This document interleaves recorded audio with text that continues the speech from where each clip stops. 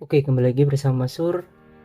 Kali ini di video ini ya, Masur mau ngasih tahu ke kalian untuk yang orang awam dan dia mau beli CFB ya. Jadi ada kasus bro, untuk minggu ini ada customer aku nih, OLED. OLED itu katanya banyak orang yang ngechat di aku di grup atau di komen-komenan di YouTube.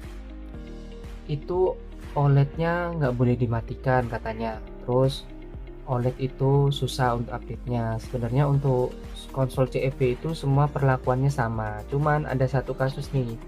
OLED itu kan untuk metode yang lama ini sebenarnya untuk teknisi aja sih. Cuman kalian orang awam harus tahu kenapa kok sebenarnya untuk OLED khususnya itu kok nggak boleh dimatikan, katakanlah gitulah ya.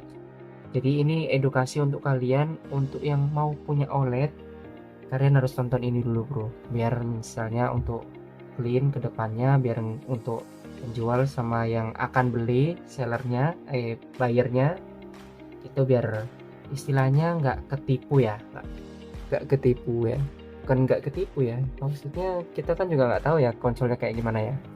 Mohon maaf penjelasannya agak belibet. Jadi analogikanya seperti ini bro, di dalam pemasangannya chip yang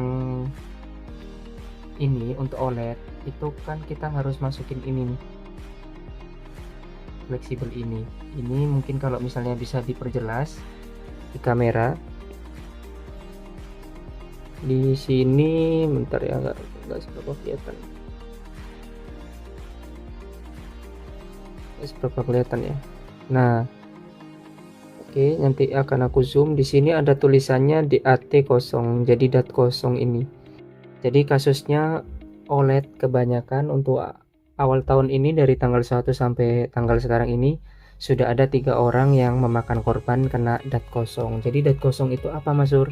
DAT0 itu ya ini fleksibel ini itu dimasukin bro ke bawah eMMC biar masuk dari arusnya eMMC itu bisa masuk ke jalur yang chipnya ini. Jadi sebenarnya fungsi mode chip itu apa? Jadi mencegah biar dia nggak booting ke OFB. Jadi ibaratnya kalau laptop itu dia masuk ke BIOSnya bro dulu bro, kayak gitu. Jadi ibaratnya kalau misalnya kalian mau masuk ke BIOSnya dulu, itu kita mau pasangin itu pakai mode chipnya ini. Makanya kenapa bisa masuk ke CFB antara emunan atau sysnan baru masuk OFB. Jadi sebenarnya fungsinya chip ini adalah mencegah biar dia nggak masuk ke OFB dulu ya, kayak gitu. Jadi analogikanya gitu dulu. Nah, kenapa untuk OLED ini perlakuannya khusus? Jadi perlakuannya khusus itu katanya nih nggak boleh dimatikan. Oke lah, nggak boleh dimatikan. Terus katanya nggak boleh update gitu. Nah, Nintendo ini kan untuk mencegah kita para user jailbreak itu kan setiap mungkin 1 tahun ada 2 kali atau 3 kali untuk update ya. Itu untuk menjaga sistemnya biar nggak kebobol sebenarnya, kayak gitu kan. Atau untuk penyempurna dari sistem yang lama. Katakanlah upgrade besar-besarannya itu ke 20 ya. Jadi kalian itu misalnya mau nyalain konsolnya atau mau update konsolnya itu kan arus ini itu kan sering lepasnya itu kenapa? Bisa jadi karena pernah terjatuh konsolnya, goncangan, itu juga bisa mempengaruhi. Misal kalian taruh konsolnya ini di suatu case terus ditaruhnya di jok motor misalnya ya, mungkin kalian pengguna motor taruhnya di jok motor walaupun sudah kalian masukin ke pouchnya nih, tapi taruhnya di jok motor. Nah ini tuh misalnya ini MMC ya, nah penaruhannya itu seperti ini bro analogikanya. Nah seperti ini, aku tulis dulu ya, ini eMMC ya, eMMC. Jadi gini bro, ini ibaratnya eMMC yang ada di Nintendo Switch OLED ya. Jadi ini tuh eMMC bro, di bawahnya ini kita selepin aja ininya, dan di titik ini mungkin kalau nggak seberapa kelihatan nanti dideketin lagi ya. Jadi di titik ini yang di tengah ini itu adalah arusnya yang dari eMMC ini biar masuk ke chipnya bro, kayak gitu. Nah kalau ini kena getaran ini kan bisa jadi misalnya bergeser, walaupun bergesernya 1 mili bro, arusnya ini kan nggak bisa masuk ini. untuk chipnya. Jadi makanya kenapa kok nggak bisa masuk ke HKT, terus kadang ada kasus itu tiba-tiba masuk OFV, ada lagi yang nggak bisa masuk ke OFV dan dia mati. Kadang ada indikasinya dia LED-nya warna merah, habis biru terus merah, maksudnya kayak gitu.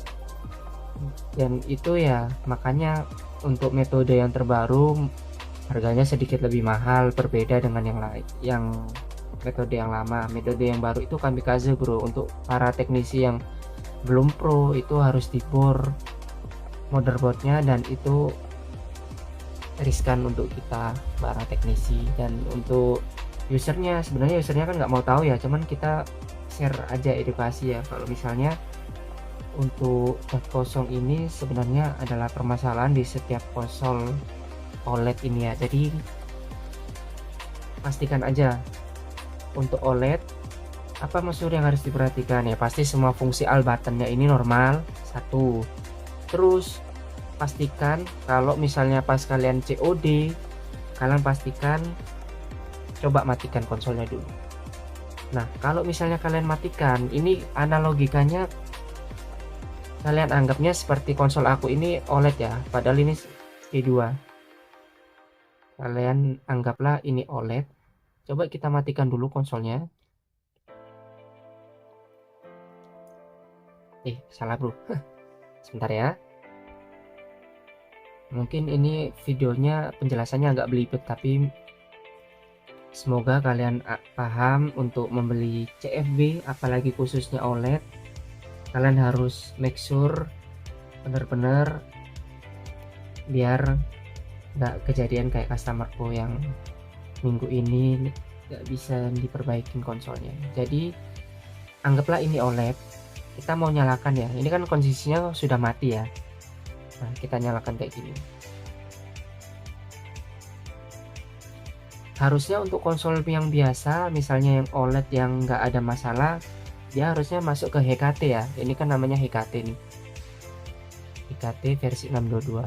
Jadi untuk analogikanya harusnya kalau konsol yang nggak rusak itu, kalau misalnya dia dari mati dihidupin, harusnya masuk ke HKT ini bro. Tapi kan nggak bisa nih karena .0-nya lepas.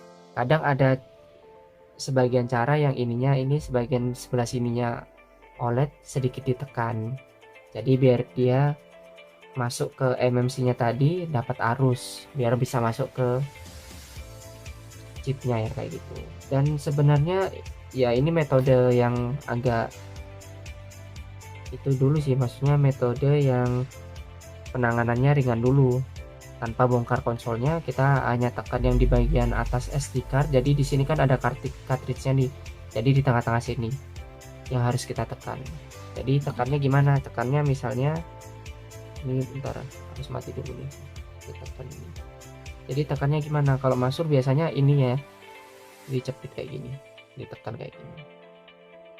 Ini untuk permasalahan yang konsolnya nggak bisa masuk ke HKT.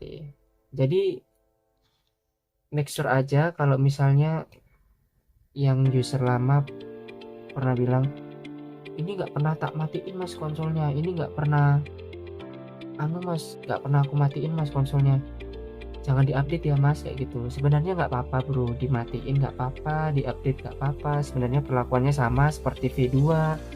Untuk konsol LED pun juga sama, dimatikan. Untuk konsol CFB itu sebenarnya nggak apa-apa, cuman memang khusus untuk OLED make sure aja. Misalnya kalian beli online, coba kalian matikan. Kalau misalnya nyalainnya agak sulit, kalian harus minta pertanggungjawaban seller, ini gimana mas kok agak sulit, terus katanya tukang servisnya kenanya segini mas, gimana. Untuk jalan tengahnya seperti itu sebenarnya.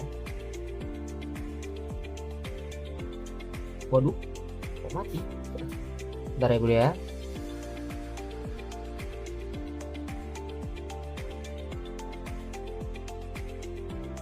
Tuh hidup kan, jadi panik bikin video kok mati. Jadi nggak apa-apa kan bro. Jadi harusnya itu untuk setiap konsol atau semua konsol CFB, entah itu V1, V2, LED atau OLED, kalian make sure aja Kalau dimatikan bisa terus masuk ke HKT. Ya udah nih, tinggal kita masuk ke emulan lagi. Jadi seperti itu aja. Jadi make sure aja untuk kasusnya teman-teman ya. Juga untuk customer aku udah ngasih harapan palsu, bisa katanya, ternyata pas dicek sama Masur ternyata kendalanya ada kendala yang lain. Ada beberapa teknisi itu cara CFV nya beda-beda, ada yang dipakai cat kosong ini, ada yang model di bor, ada yang model di ACP. ACP itu adalah singkatan dari angkat, cetak, dan pasang. Jadi ini ibaratnya eMMC nya ini kita angkat, terus di bawahnya kan ada titik-titiknya tuh, dicetak lagi terus dipasang. Nah prosesnya ini kemarin itu kasusnya nggak ada celahnya sama sekali bro. Kalau bawaan pabrik kan masih ada celahnya nih, kita bisa masukin celahnya dan kosong yang motifnya. Tapi kalau misalnya yang kasusnya customer kemarin, MMC nya nggak ada celahnya untuk dimasukin dat kosong itu tadi. Jadi ya mohon maaf nggak bisa diservis. Maksudnya untuk Masur nggak bisa menservisnya, mungkin di tempat lain bisa. Aku doakan untuk customer aku semoga balik lagi konsolnya seperti sedia kala, karena saya dengar dia cuman pakai 3 hari atau 2 hari dia dengar isu di grup ada update terbaru firmware 19, dia mau pakai, ternyata konsolnya nggak bisa nyala. Jadi untuk kalian make sure aja untuk CFW pastikan boleh dimatikan, dan ketika dimatikan pas proses nyala kembali itu bisa masuk ke HKT. Katakanlah nggak bisa masuk HKT karena dia pakai pack yang lain, misalnya pakai Kefir pack atau mungkin dari PSE sendiri ada packnya sendiri. Kalian tanya ke sellernya, ini masuk ke HKT nya gimana ya gitu, atau make sure aja mungkin kalian pakai packnya ganti aja ke TP. Oke, jadi seperti itu saja untuk video edukasi dari Masur, bagaimana untuk kalian caranya untuk beli konsol yang CFV, khususnya terutama OLED ya, karena OLED kebanyakan customernya takut untuk dimatikan konsolnya, takut untuk diupdate konsolnya. Dari Masur, pastikan dulu bisa masuk ke HKT. Itu aja ya. Terima kasih telah menonton video ini sampai di menit-menit terakhir, dan kita ketemu lagi di video selanjutnya. Oke, terima kasih bro.